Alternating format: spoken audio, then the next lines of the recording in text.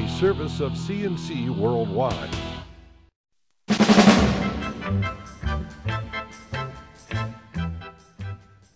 The Daily is a service of CNC News and Jib Jab greetings. I'm Bud Lowell. The full AccuWeather forecast is right across the top of this and all your CNC local news pages. Once again, a lot of the news is in that weather forecast. Rochester went from a record high temperature Wednesday into a night of roaring high winds and a Thursday with falling temperatures. The National Weather Service recorded 64 degrees in Rochester Wednesday, smashing the old record of 55 set in 1974. It's the second time this January that temperatures have peaked into the 60s. Then the expected cold front swept across the Great Lakes region overnight. Temperatures that were still in the 50s at midnight dropped to near 30 and will continue dropping into the 20s, along with lake effect snow. That also means a risk of black ice. Southwest winds are gusting to 60 miles per hour Thursday morning. There's a gale warning along the lake shore. High winds always mean some power outages. More than 1,000 Rochester Gas and Electric customers started their morning without lights Thursday, close to 800 of them in Monroe County, as this is written. A new Quinnipiac University poll shows a considerable drop in Governor Andrew Cuomo's popularity since he and top state lawmakers rammed the tougher gun control law through the New York State Legislature. Quinnipiac found the governor had an all-time high favorability rating of 74% in mid-December, just before the Newtown shootings. A new poll of more than 1,100 voters statewide, taken this week, found Cuomo's support down to 59% favorable, 29% unfavorable after passage of the New York SAFE Act. Those are still solid numbers for the governor, but Quinnipiac polling director Maurice Carroll says Cuomo has lost a big chunk of the support he once had from Republican voters.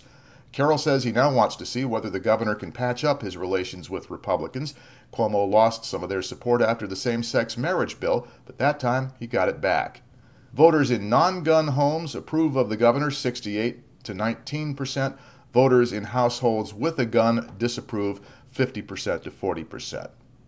About a third of all New York voters think the gun control package signed by the governor goes too far in restricting gun owners' rights. About another third think it's just about right. Another third say it's not strict enough. Nearly 60% of Republicans think the law is too tough. A notice of claim filed this week by an Albany attorney is the first formal step in the legal challenge to New York's tougher gun control law. Attorney William Gragan filed the notice with the State Attorney General's office. It indicates that the parties named intend to file suit against the state because they believe New York SAFE violates their fundamental constitutional rights to lawfully possess, keep, bear, and use firearms for self-defense and other lawful purposes. They also say it violates their right to privacy and fails other constitutional tests. The text version of this story has a link to the court documents. The New York State Rifle and Pistol Association is behind this notice of claim, along with the Westchester County Firearms Owners Association, the Sportsmen's Association for Firearms Education, and a group from Farmington in Ontario County called AR15.com LLC. Rochester Police Chief James Shepard says the man shot by police during an eviction attempt Tuesday is in satisfactory condition at Strong Memorial. He believes the two officers who fired on him acted appropriately. The trouble started when a city marshal tried to serve an eviction warrant Tuesday on 45-year-old Timothy Powell. Powell was being ordered out of the Cooper Union Transitional Residence Center on State Street for non-payment of rent. Chief Shepard said that Powell became enraged during the eviction process, grabbed a knife, and wrestled with officers Antonio Gonzalez and James Ott. Both officers tried to calm Powell down from outside his apartment door, but the chief said Powell grabbed a container of bleach and sprayed both officers, hitting them in the eyes. At that point, one of the officers tried using a taser on Powell, but missed. The officers then fired their guns simultaneously, and one round struck Powell in the hip. The officers are on administrative leave per department policy, but Chief Shepard says based on the preliminary investigation, he believes their use of deadly force was warranted. He also says officers Ott and Gonzalez will probably have to see an eye specialist. There's no word yet on what charges Powell may be facing. Plans to move the downtown Monroe Community College campus from the old Sibley building to the former Kodak office space on State Street have moved a step forward through the county legislative process. The Monroe County Legislature's Ways and Means Committee has recommended approval of the move 9-1.